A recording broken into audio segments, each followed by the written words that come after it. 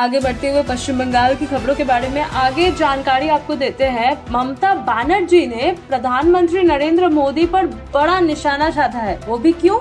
पाकिस्तान मंत्री द्वारा दिए गए कोलकाता के अटैक, इस बारे में जब पाकिस्तान के मंत्री ख्वाजा मुनीर ने कहा कि वो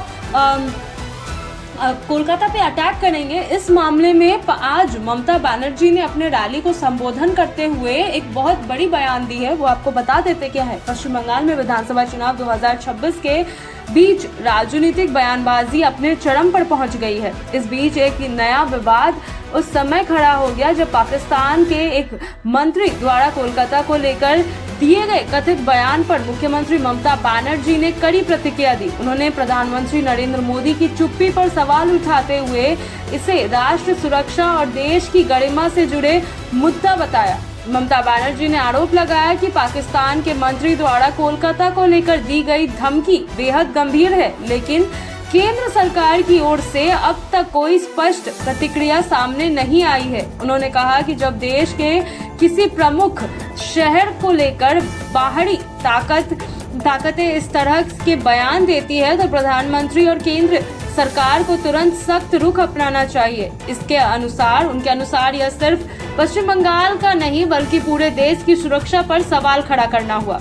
मुख्यमंत्री ने अपने बयान में यह भी कहा कि चुनाव के दौरान इस तरह के मुद्दों को नजरअंदाज करना ठीक नहीं है। उन्होंने आरोप लगाया कि केंद्र सरकार जानबूझकर इस मुद्दे पर चुप्पी साधी हुई है, जबकि आम जनता में इस तरह के बयानों से चिंता और असुरक्षा की भावना बढ़ गई है। ममता बनर्जी ने केंद्र से मांग की कि वह इस मामले पर आधिकारिक बयान दे और स्पष्ट करे कि सरकार का रुख क्या है। राजनीतिक विश्लेषकों का मानना है कि इस मुद्दे ने चुनावी माहौल को और अधिक संवेदनशील बना दिया है। एक और जहां राज्य में पहले से ही मतदाता सूची हिंसा और प्रशासनिक फैसलों को लेकर विवाद चल रहा है, वहीं अब अंतर्राष्ट्रीय बयानबाजी भी चुनाव बहस का हिस्सा बन चुकी है।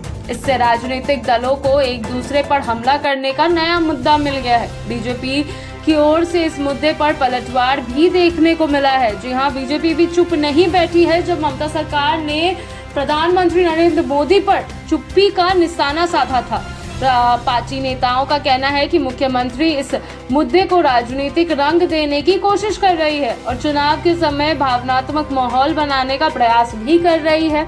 उनका कहना है कि राष्ट्रीय सुरक्षा जैसे गंभीर मुद्दों पर राजनीतिक नहीं होनी चाहिए और केंद्र सरकार अपनी जिम्मेदारियों को पूरी तरह निभा रही है। इस पूरे विवाद के बीच कोलकाता का नाम अंतर्राष्ट्रीय बयानबाजी में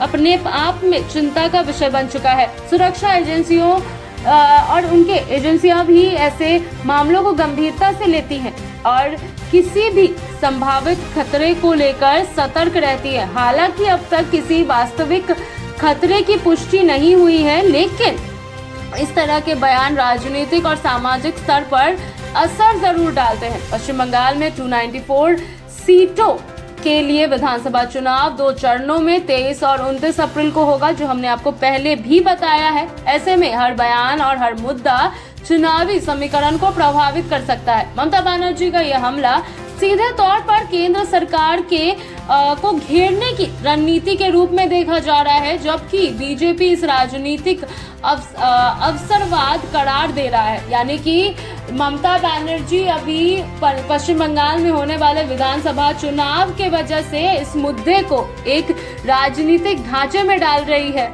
कुल मिलाकर पाकिस्तान मंत्री के बयान और उस पर केंद्र की कथित चुप्पी ने बंगाल चुनाव में एक नया मोड़ ला दिया है। आने वाले दिनों में यह देखना दिलचस्प होगा कि केंद्र सरकार इस पर क्या प्रतिक्रिया देती है और इसका चुनावी माहौल पर क्या असर पड़ता है। फिलहाल यह मुद्दा राज्य की राजनीति में गर्म चर्चा का विषय बन चुका है।